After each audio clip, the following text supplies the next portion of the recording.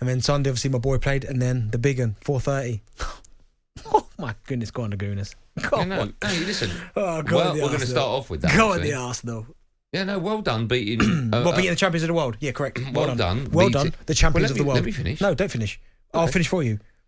Well done, Arsenal, beating the champions, the best team on the planet that won everything by the League Cup last year. Well done, Arsenal. I was going to say well done, Arsenal.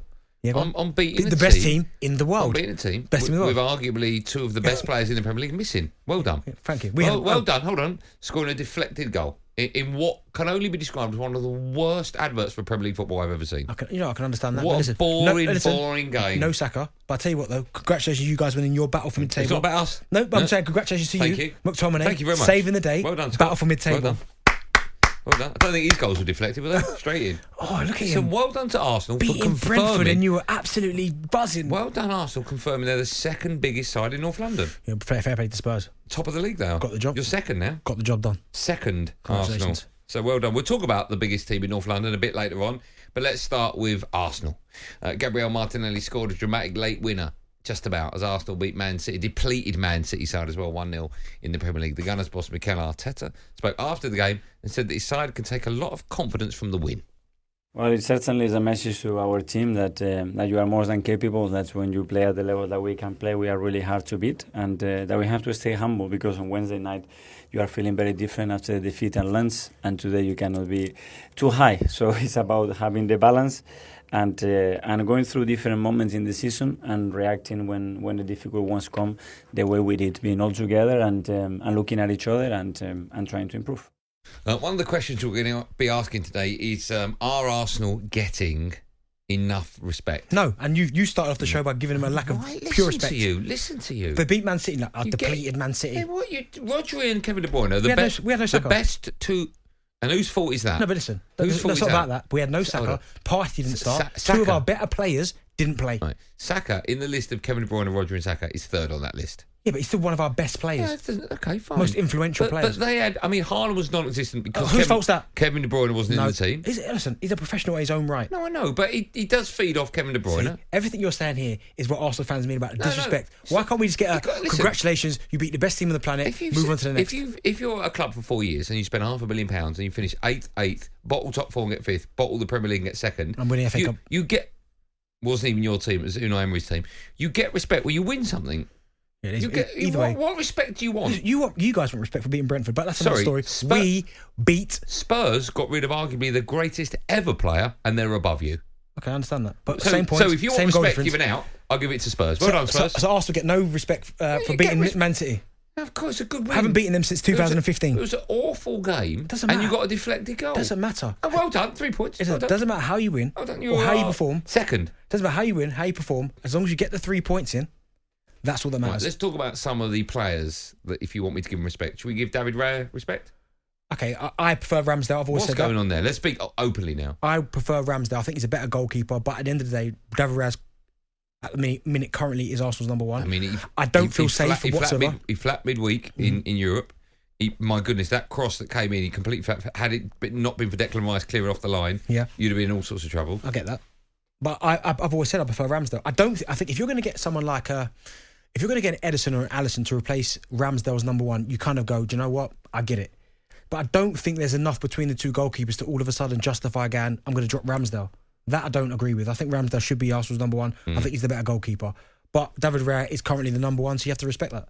Although yesterday I was very, very nervous. But he's made a couple of bad decisions, Mikel Arteta, in his match. He's put David Raya in goal. And he picked Saka, continued to pick Saka, left him on the field against Bournemouth, left him on the field midweek. Yeah, but that's not just Arteta's fault. That will be the medical team going, he's good to go. He's good to go. No, they wouldn't have said that. Of course they would have. They would have said...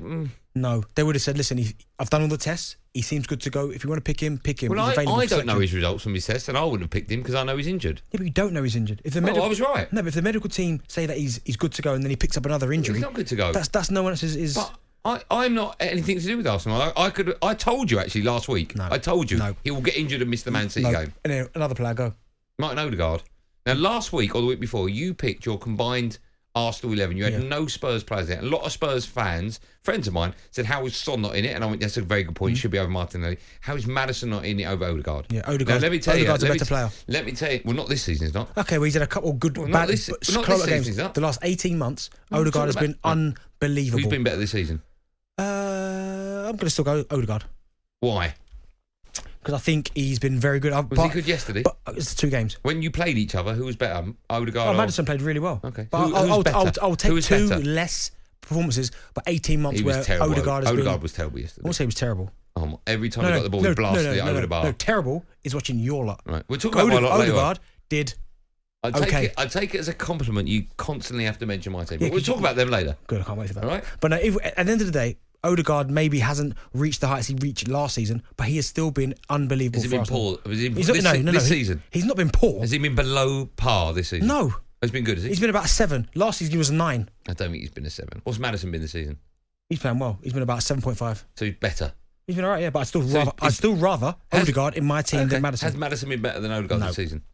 But you just marked him 7.5. No. Yeah, it's different standards. But talk Morse code to me. Different standards. Are Arsenal going to win the Premier League? I think it'll be difficult, but they've got a great chance. They've got over this hump now of beating Manchester City, a side that's dominated them since 2015. Don't get excited. Poor Man City just about deflected goal. Doesn't matter.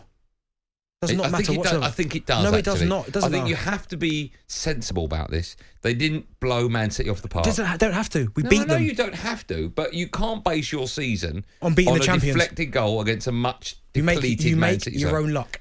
Well, right? At the end of the day, you make your own luck. I don't know if you... And Arsenal deserve credit for beating a Manchester City side who has dominated them since 2015. Doesn't matter how we played. Did you play well? The most important thing is 3 points. You lot were crap against Brentford and you got the result. I always use the C word everywhere. No, but it's right though, right? You lot were rubbish, got the result. That's all that matters. Yeah, but we're not talking about my side. Is that the most important thing? 3 points. It's different because you're trying to win the league. You're comparing yourself to Man City. We're not. We're awful at the moment. Doesn't matter. It's about 3 points. You've got to beat Man City to win the Premier League. Yeah, and we've done it. The first job. I know, but what I'm saying is you can't use yesterday's game as you can. 100% you can. 100%. So why can't you 100% say you're going to win the league? Because I'm not quite sure we will. If you don't, it's failure. It's not failure. We'll win the Champions League. Don't worry about that. Will you? We'll win something this year. I'm guaranteeing. We'll win FA Cup and League Cup something? Yeah. Well, you waxed Liverpool about the League Cup, and you spent $500 million as well. I think our managers, we haven't spent that. I think our managers won the same. You've been 4 years, we've been 1. FA Cup's a bit bigger. Domestic. FA Cup. Is that enough for your side? Yeah. Okay, I didn't know Arsenal. That's enough. Okay. I'll take that. We will take calls. Right, you're better than that. Oh, you need that going into the break. That's what will happen. That's what will happen. We'll be right. You won't win anything this season. I'm more than confident Arsenal win something. And yesterday was very important for Arsenal moving forward. Let me tell you now. If you spend £500 million and you bring a player in of £100 million, you haven't brought them in and spent that to win another FA Cup. Oh, listen, if an FA Cup comes, I'll take it. Is that enough? I'll take it. Is it enough? No, but I'll take it. Okay. Is it enough? I don't know. I'll take it though. It's a good start. All right. There you go. Good start. Will you take it? I'll take it. Right. That's that question answered. Is that enough? Get to the break. talkSPORT Drive. Super opinionated sporting debate. Monday to Friday afternoon from 4 on AM, on DAB, via the talkSPORT app and on your smart speaker. talkSPORT.